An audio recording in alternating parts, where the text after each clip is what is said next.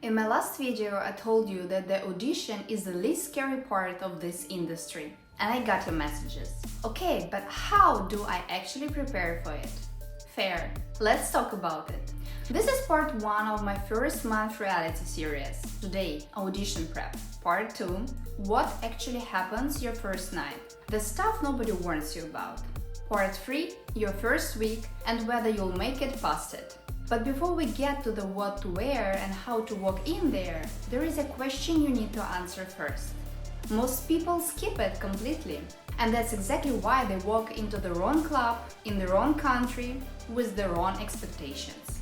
I'm Kay, sexologist, ex-stripper, 4 years across Europe and the US. Let's get into it. Before you think about the audition, you need to decide where you are working. Sounds obvious, it isn't. Are you staying in your city? Are you planning to travel and work? Because these are two completely different paths, and the preparation is completely different. If you're in the US or Australia, you find clubs yourself. You walk in, you audition, you figure it out. There are no agencies holding your hand. And in the US and Australia specifically, you pay the club to work there. A house fee every shift before you've made a single dollar. So if it's a slow night, you leave with the less than you came with. Learning on the job there is expensive. I'm not saying don't do it. I'm saying know that going in. Europe is different. Many clubs provide accommodation. You live with other dancers, usually right next to the club. You get a base rate. The financial floor exists. But clubs there can afford to be selective because they are paying you. They cut people who aren't producing fast enough. So you need to be ready to perform from day one. These aren't small differences. They completely change what preparing for an audition even means. So where are you going? That's question 1. Okay, let's say you've decided. Now the practical side. Getting there and getting home safely. In the US, you need a car. I'm not being dramatic. After 4 a.m. in most American cities, you're on your own out there. Your car is your safety. It's how you get home without depending on anyone else. Think about this before your first shift, not after. In Europe, with accommodation provided, this is less of an issue. But I have a story.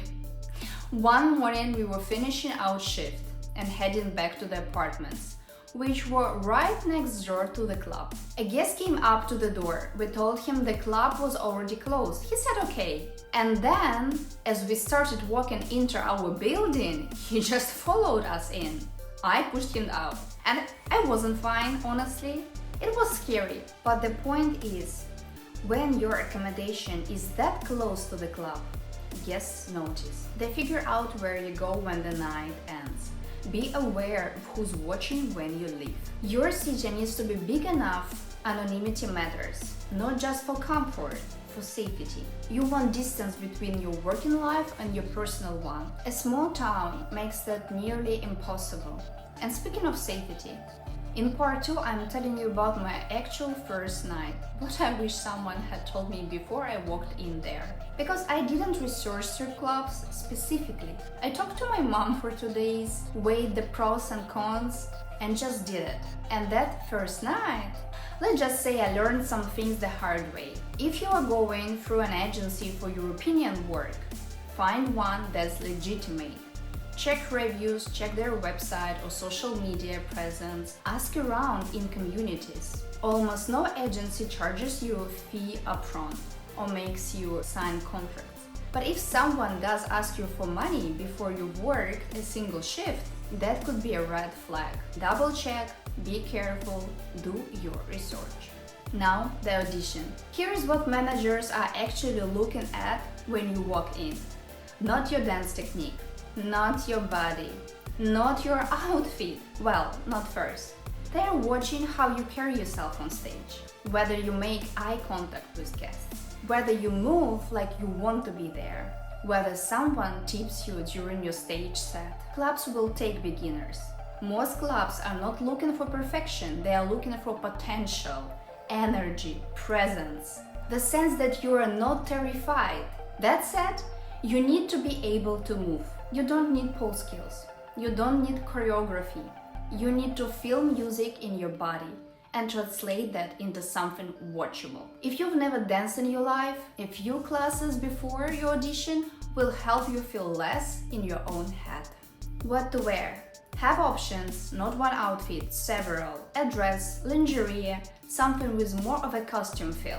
Know what works on your body before you walk in. Which colors, which cuts, what to lean into. This isn't about meeting some standard, it's about feeling good in what you are wearing, because that translates directly into how you move.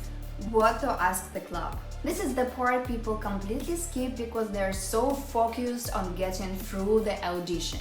An audition is not just them evaluating you. You are evaluating them. What is the house fee? How are tips handled? Do you keep everything or is there a split? What does the schedule look like?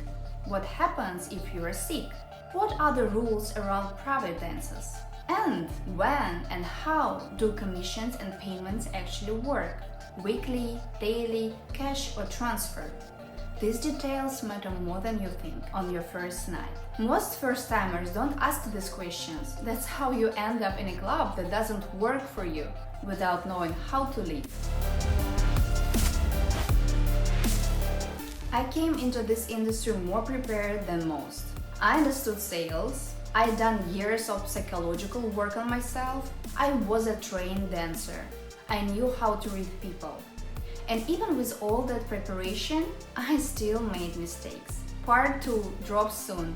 I'm telling you about my first actual shift, what I earned, what I didn't expect, and the moment I realized this wasn't what I thought it would be. The difference between someone who burns out in 3 months and someone who builds something real, it's not talent or looks. It's knowing what to expect before you're in too deep. That's what the key project is. 8 weeks, every question answered before you are stuck figuring it out alone. Link is in the description. If this was useful, like and subscribe. I post 3 shorts a week or 1 long video when I have something to say. Part 2 is coming. See you there!